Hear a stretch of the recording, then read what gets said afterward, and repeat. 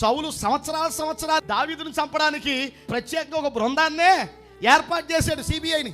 అన్ని సంవత్సరాలు ఎదిగిన దేవుడు దావీదును మాత్రం సౌలు చేతికి అప్పచెప్పలేదు. ఎందుకంటే దేవుడు ఇష్టపడినవాడు దావీదును బట్టి నేను ఆనందిస్తున్నానని దేవుడు సాక్ష్యం ఇచ్చాడు. దేవుడు ఎవరిని బట్టి ఆనందిస్తూ ఉంటాడో వాళ్ళని శత్రువు చేతికి అప్పగించడం.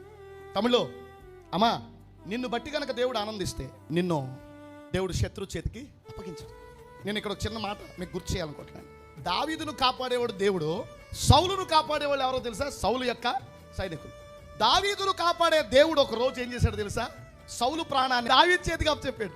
సౌలు యొక్క ఉద్దేశం ఏంటి? వీళ్ళు నా చుట్టూ ఉంటే నాకు ఏ హాని జరగదు అనుకున్నాను. మనం కూడా అలాగే అనుకుంటాం. మా అన్నయ్య ఉండగా నన్ను ఎవడేం చేస్తాడా, మా అక్క ఉండగా నన్ను ఏం చేస్తుందా, మా ఆయన ఉండగా నన్ను.